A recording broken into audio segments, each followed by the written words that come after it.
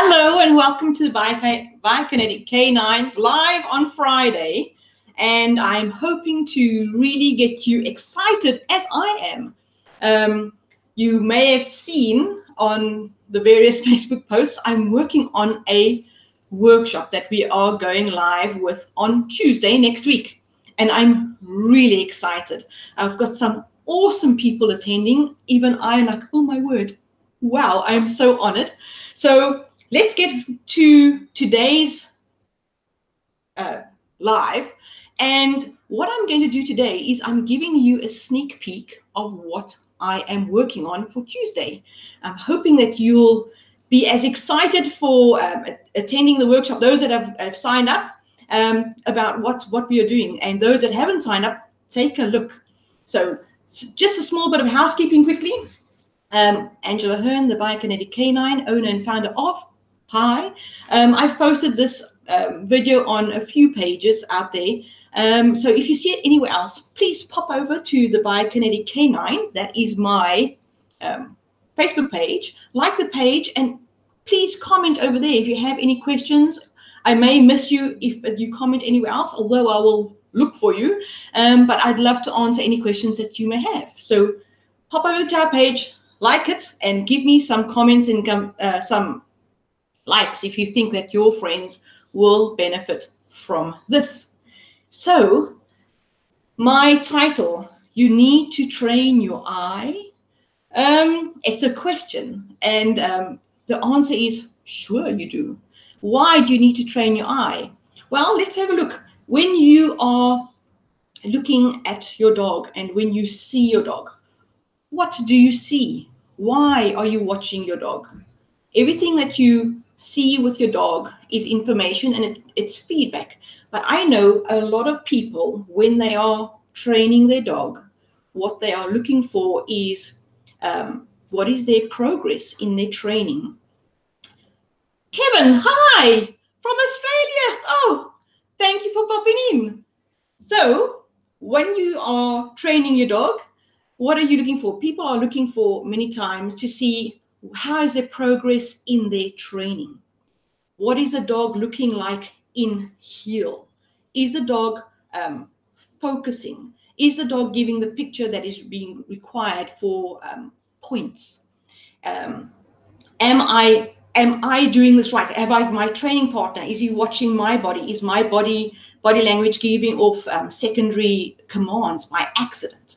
So all of these things, what are you looking for when you are with your dog? And when your dog is at home, what are you looking for? When you see your dog, what do you see?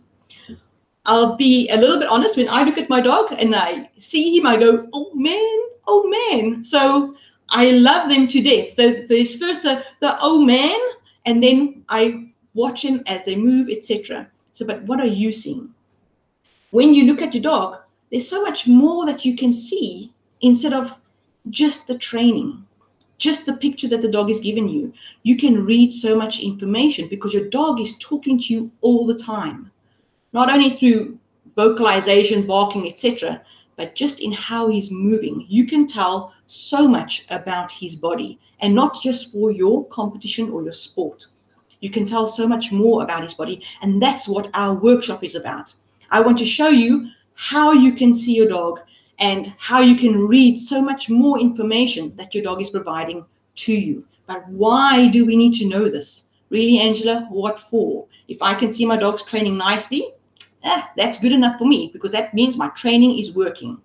True, but why I'm saying this is it's spin-off from a previous talk that I gave where is fitness conditioning training a fad? And there was quite a bulk of comments that said that, well, especially for the IGP folk, and I can understand this because IGP has 3 phases. There's a lot of work, and the dogs really have to be quite fit to do the sport, just at club level even. And they're saying, well, my dog is already really fit. But I challenge you for this, because the more you train your dog in your sport and the more you do a repetitive motion, there is more damages and inconsistencies in muscle development that is happening that meets your eye. Why do I say this? Many times when it comes to training and muscle development, you can get sore muscles from training. And nobody knows this better than somebody that goes to gym. If you go to gym and you suddenly increase the poundage on your workouts, your muscles are sore. If you go to gym too many times, you get muscle fatigue. And sometimes you don't understand why you can't increase the weight. You don't understand why you feel weaker. You should be getting more because you're training so much, just like we all train so much for our dogs in the sport that we do. So there is something called muscle fatigue, muscle wear and tear. And these things cannot be picked up on an MRI. They cannot be picked up on x-rays. But you may not know why your dog is not showing the power that he should. Have you been overtraining? Has he got micro tears? Has he got micro issues with the muscle? Has he got a small pulled muscle somewhere that makes him just off? Not injured, but off. He's just quite not himself.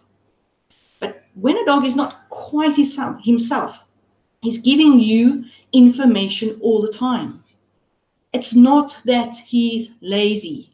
Please, working dogs, sporting dogs, they are bred so that they're not lazy.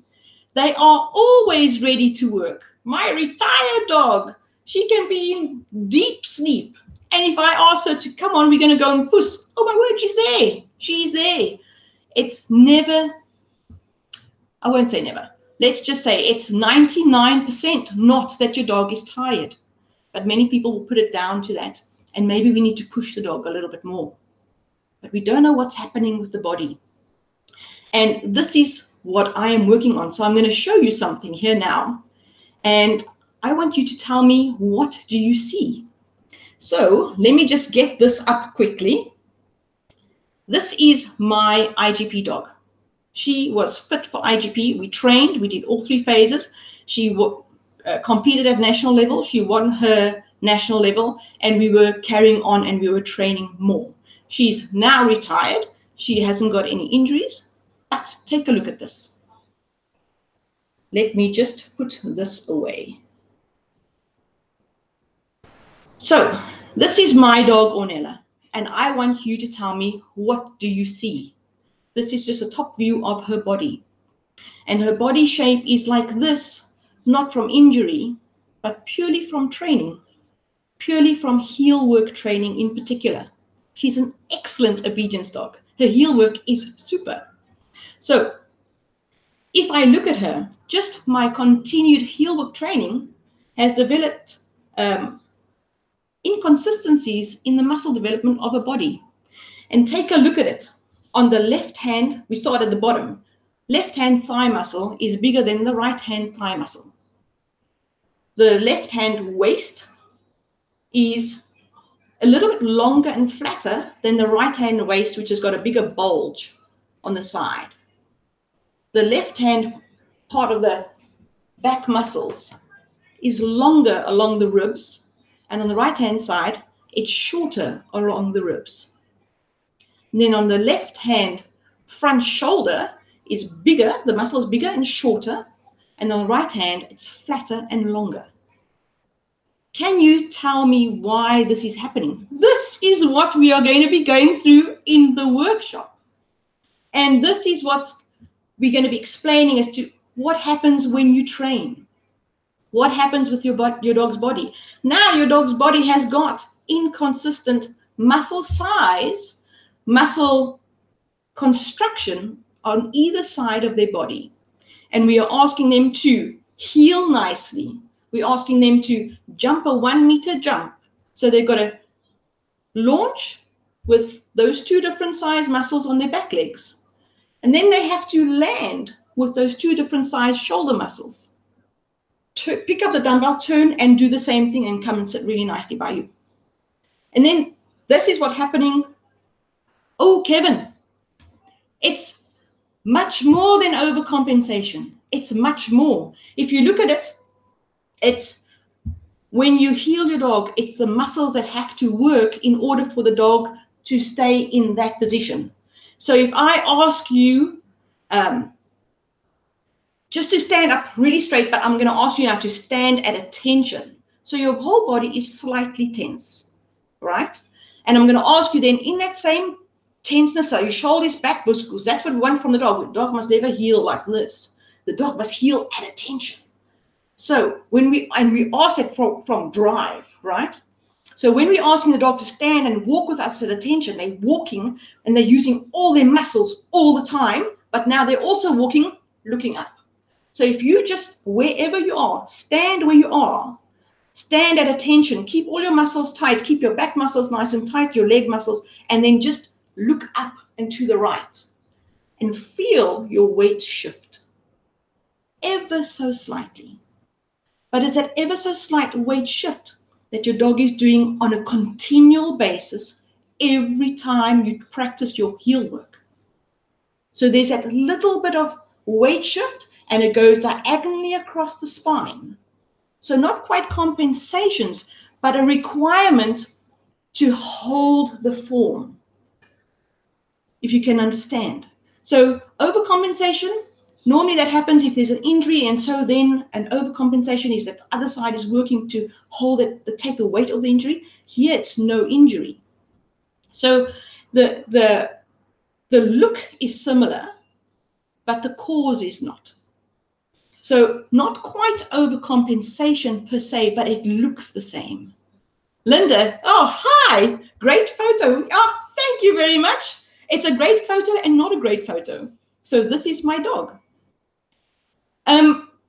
But what I want you to see and what I want you to understand is just this simple. People are so fascinated with heel work, and we don't blame the sport. These things happen.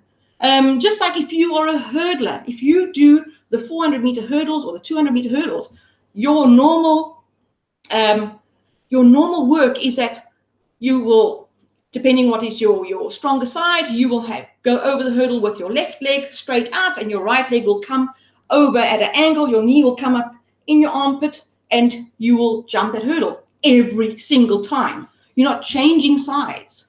So the sport requires it. So if you're a hurdler, that's what's happening. So your body will also be out of sync. It will not be symmetrical. You will have different muscle development.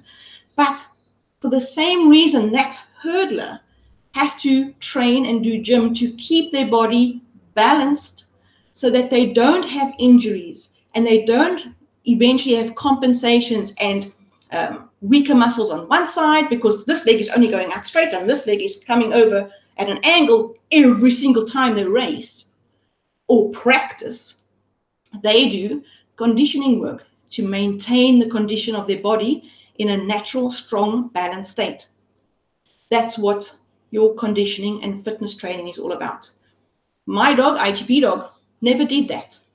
She did get injured when she was 6. And then we couldn't continue. It was just before the Nationals, 4 weeks before the Nationals. And I didn't see the signs that she was giving me. We were busy pushing her for Nationals, training her extra hard, but she had a body with unbalanced muscles. So similarly here, if you have to ask this dog to jump, they are launching off back legs where one leg is weaker than the other.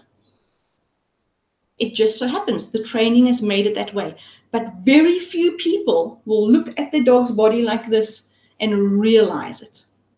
That's the danger. And what happens as soon as you start to push your dog, especially if your dog has been trained hard and now you're really going for competition, so now the training really starts, that's where the injuries come, because now you're asking them to do a lot on an unbalanced body. So this is what we're working on for the workshop. She is on one of the slides, and I'm going to ask you all the questions, and I'm going to tell you exactly why those muscles on those sides developed that way.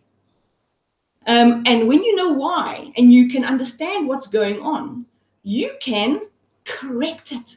You can do exercises that fix that. And let me tell you, healing on the right-hand side and the dog looking up on the other side doesn't work. Please, it doesn't work. You're just causing other issues. And then a lot of people say, oh, I don't want to confuse my dog for a trial, etc., etc. So, but there are other ways that you can deal with this. But the point being is, when I say training increases weaknesses, yes, it does. If you are an avid trainer and you are training your dog all the time, and this applies to flyball dogs, it applies to agility dogs as well. It applies to most sport dogs. If you are only training in your sport, you are not making your dog the body any better for the sport. The dog will be as good as it gets with the body. Here we go. But you can improve the body to be more powerful in the sport. How is your dog able to show its best power with one strong leg and one weak leg? How? You want to show your dog's abilities off to its best potential. And its best potential is to have two strong back legs, two strong shoulders, and especially that middle, that waist part. That waist part is so important, because a dog, when fighting the helper, when turning tight to retrieve the dumbbell, when going through the weave poles in agility, when going up onto that platform for flyball, those waist muscles, they are so important, because they house the muscles that attach the top half of the body to the legs. It's the only muscles that attach the top half of the body to the legs. And those muscles take all the strain for the turns. And why it is so important not to work your dog very hard before it is about 18 months, just for those muscles to develop. Otherwise, you will do damage to the spine. So, but we can address all of these things in the workshop. And that's what makes it so exciting. So I'm giving you a sneak peek of what I'm doing. This photo is in the workshop, and we're going to make a small deep dive, but she's not the only dog. We're also going to be looking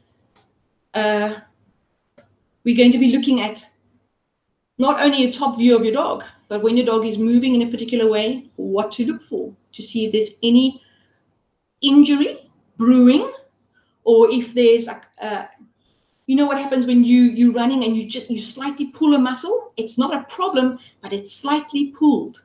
So you can't really train right now. You just need to have a break, and you just need to massage those muscle fibers out to help them heal, because they're in a bit of a knot. We'll show you how your dog shows you that this is happening to him. Your dog's not lazy. Don't push them over the jump. Don't push them to fight harder. They may have a pulled muscle. It's more than likely. And if you just treat it just a little bit, you may not need to retire your dog. But if you push it, if you push that dog, it can become a full-blown tear. And then you're looking at 8 to 9 months of rehab. So I want you to be able to see how you can look at your dog. So where is this all taking place? Well, of course, it's taking place on my virtual workshop. Like I said, I'm working on this. Let me just tell you what it's about quickly. Let me put this up. There you go. It is my live workshop. We're doing it on Tuesday next week, and I'm going to be it's a live one. So we're doing it live. So you can ask all the questions in the world while we go through this. I'm doing it live on Tuesday. And then again, the exact same workshop I'm doing live on Saturday. For anybody that can't join in the week, there's a weekend day. Or if you're busy training on a Saturday, there's a Tuesday. But everything is going to be recorded, and you can watch at your leisure. Anybody that joins will have a lifetime access to this. So we're going to have all of these things. Rihanna, you here? What are you saying? Let me see here. Be the best you and your dog can be in your sport. Oh, my word, yes. And when you say the best that you can be for your dog, it is learn these things, because your dog's talking to you. Learn to understand what they're saying. Be the best for them. I like that. Thank you so much. 100% correct. So the live workshop is how to easily do some daily body checks with your dog. It takes 5 minutes, but you'll be able to read everything about your dog and what to watch for. If you put them in certain positions, what to watch for. and how to get those positions so that you get an accurate read. To train your eye. So, like we said, you need to train your eye, yes, but you need to train your eye not only to look at your dog through the sport and what the picture of your training looks like. Is my dog going fast enough? Is he turning tight enough? Is he doing those things? But also, what is his body telling you all the time? So that's my big thing we're doing next week. If you have any questions, I'm here. You can comment in the posts below if you want to know more details about the workshop, or you can send me a direct message. I'll send you the links for you to sign up. I promise you, you won't be disappointed. What I'm doing is that people that do sign up, once they've signed up, I ask them in a little video, why did you sign up? And the answers that I'm getting are amazing. They are so good that I'm including some of those things in the workshop too, because this is what people want to know. And so I'm answering their questions. So the workshop is, yes, daily checks that you can do easily within 5 minutes that will expose injuries in your sporting dog. And why do we say this? Because you can tell me it is with my dog. If you've got a high drive dog and you do sport with your dog, for them to show pain is very rare. For them to actually limp, something seriously has to be wrong with them. Most of these dogs don't show overt pain. They don't go out and yelp and there is a definite limp in the dog. By the time that happens, it's normally too late, but there are telltale signs. And it's only because of the type of the dogs that we so enjoy that this happens. So that's why I'm doing it, because I know that they don't show pain. They are so brave. If you take on these dogs with the training and the helper work, etc., oh my word, you have to stand back and just admire them. That's what I do. I admire these dogs and I admire their bodies so much. That's why I so enjoy what I do. And Ornella was the reason I started the Blokinetic K-9. It is so preventable, and it can take you and your dog training further because you'll be more confident in knowing exactly what's happening with your dog's body. That's the workshop. So if you are interested, send me a message, send me a comment. I'll send you the link. You can sign up and we go from there.